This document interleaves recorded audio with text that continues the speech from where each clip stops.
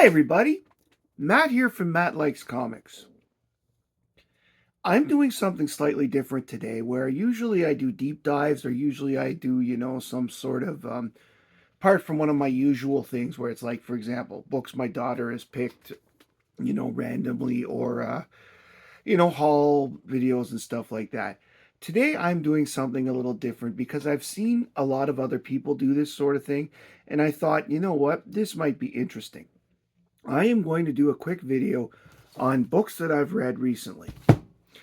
And the reason I'm doing it this way is because I want to just do it like show people what I've been reading, quick sort of recaps of what I've read. Some of these are older books, some of them are brand new, and just an idea of like what a typical couple reading days are like for me. Obviously your luggage will, your baggage will change. Everybody has their different things they like, and that's good. And they read, and I like seeing what other people have on their plate, and I like showing what I read because I'm proud of what I collect, and I hope everybody else out there is proud of what they collect, and is happy to if they have a chance to show what they're doing on camera and all that other stuff, or even not on camera. Just tell, they're not ashamed to say, "I love blah blank." Before I get going, I just wanted to mention my sponsor and friend Ryan Jordan at Nefarious Comics. I recently learned that Nefarious is doing eBay sales, like live eBay sales, so like live auctions and such. So check them out on eBay. I believe their name is Nefarious Comics there as well. I'm going to double check that. But their contact information will be in the description of this video. Now, let us begin with the little things. I want to point out that on purpose, I did not look up artist credits and writer credits and such for these books. And the reason is simple. I did not want any thoughts that I had about any particular person or persons to either push me towards the I love this or push it towards the I don't like this guy, so it's going to suck category. So I purposely tried to avoid artists as much as possible. Some of them it's obvious because it's on the cover or whatever you may be, but I doing that. We all know, for example, how I feel about a certain artist that used to do Green Lantern and the Atom. But, I'm not going to let that sort of thing. There was none of Gil Kane stuff here anyway. But I'm going to sit here and show the books, and I hope you enjoy the content here. Not too long ago, I finished a series from Dynamite called Jennifer Blood. Jennifer Blood was really cool. This was this housewife who suddenly goes on a killing spree and kills off a bunch of mafia guys and then kills off a bunch of everybody. She just goes completely nuts on the trail, kills her husband, kidnaps her kids, etc., etc. Well, it turns out this is all because she's the daughter of a mafia man who, was killed by his brothers. So it was her uncles and family that she originally killed. Now,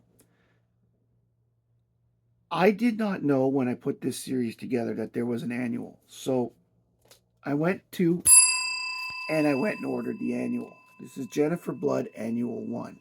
And what is cool about this is it is the backstory. It shows the father as he's, he loves his wife, he loves his kid, and he's Mr. Family Guy at home and Mr. Crazy Guy at the office. And it shows how his brothers think that he's no longer tough enough to run the thing. They've always wanted to kill him and take over and so forth. So this basically is the backstory, but you also get to learn some chilling stuff about Jennifer Blood herself when she's a kid.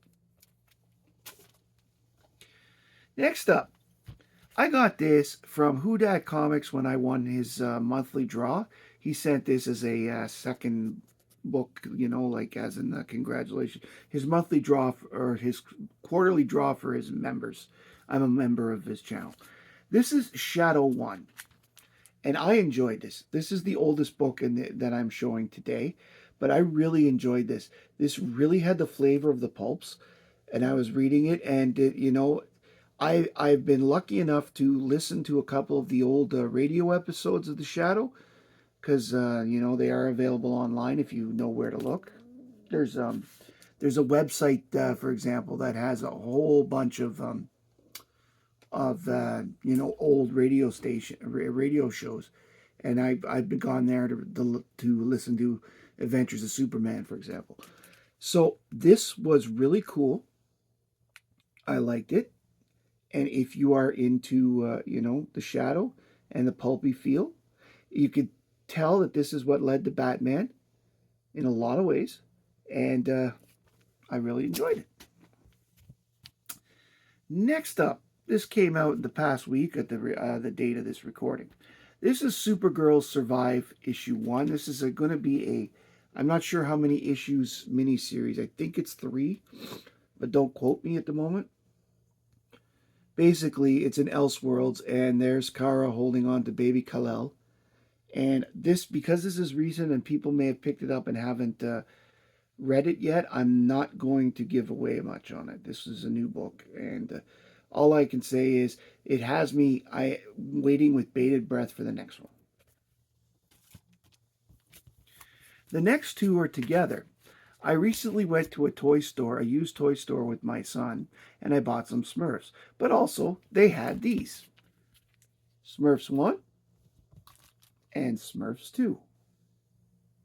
Now, I showed these on Alan's show as their debut, but I'm showing these now because now I've read them, and they're cute little books. They're exactly how I remember the Smurf books that are the hardbacks from Europe, but they've got, and it's obvious they have the Americanized flavor a bit to them. But nice little stories, just little slice of life for the Smurfs. I really enjoyed them. There's only 3 to this series. I've already got number 3 in my cart so I'm going to be getting that shortly.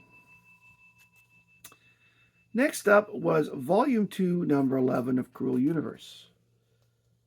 I've been really enjoying these Omnipress ECs, and I say that at every opportunity I have because I want to ensure everybody tries them out if you are a horror fan or sci-fi fan, because this one is a little more sci-fi oriented. The other one, that's going on right now, is more horror oriented. Although the sci-fi ones have horror consequences, especially in this one. This one has 3 stories in it. One of them in particular really stands out to me. All I'm going to say that, again, this is a recent book. Go read it if you haven't. On recommendation of my friend Dope Comics, I went and bought these. And it turns out it was a good choice because so far I'm enjoying it. And I see that a lot of other people online are enjoying it as well. And this is Corpse Night. This is the issue 1 that I bought.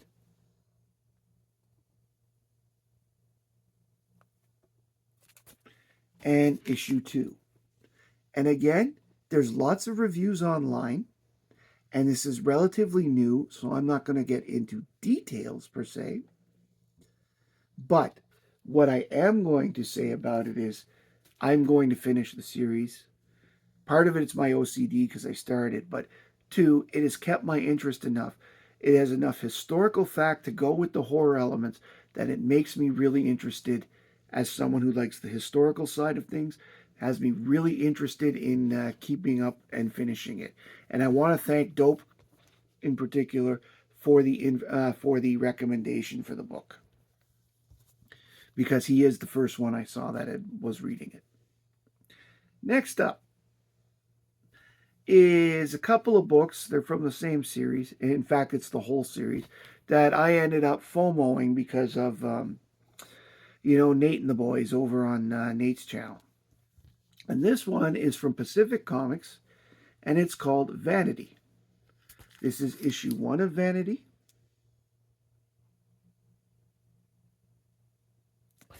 And issue 2. Now, the completionist in me is going to go crazy because this story ends on a cliffhanger, which of course never gets resolved because the book was canceled after this issue. But what is cool about these two books is not even though they're named Vanity, and Vanity, who is the main character on the front, is the the lead of the magazine. Both books show that they were attempting a bit of an anthology look to it. Now, all the stories from this issue were complete, with the exception of the Vanity one, which led into this. But the one in the backup here, because there was only one, there were three in the first one. This one only had one backup story. It, of course, was continued next issue as well, which, of course, I'm never going to get the resolution to. These were fun, though. The art is absolutely fantastic in them for all features. The different styles actually really complement each other, and the covers are just fantastic covers. This one, you get a hot looking girl and a dinosaur. And it turns out it's because Vanity is a cave woman who somehow gets her hand on a ship and uses the ship to accelerate everybody's evolution so they're more like modern humans. That's as far as the origin story got, which was going to be continued. So, that's basically the story that you have here. Vanity is telling people about her origin while trying to save, the Earth from another alien invasion.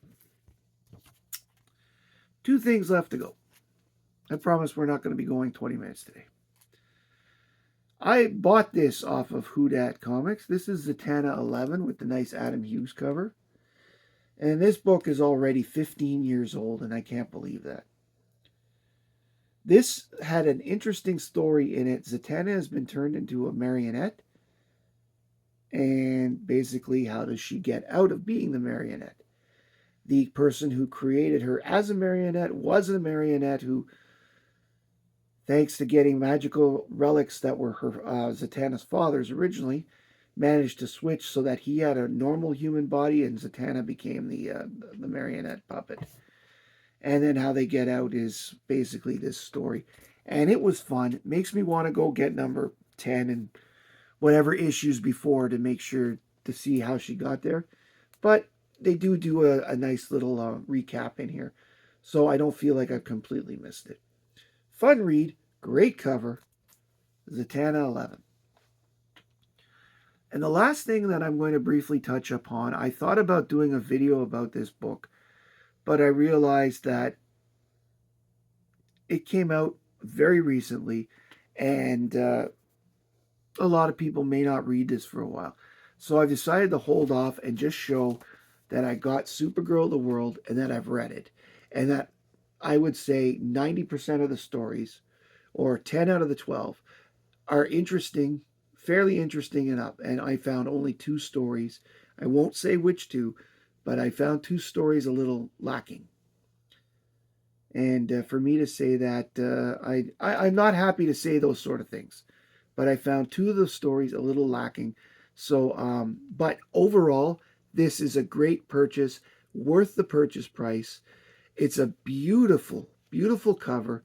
It's a beautiful hard book, hardback book. I love it. And most of the interior art is awesome. And I know there's a lot of people out there that love the art part. Worth getting for the art alone.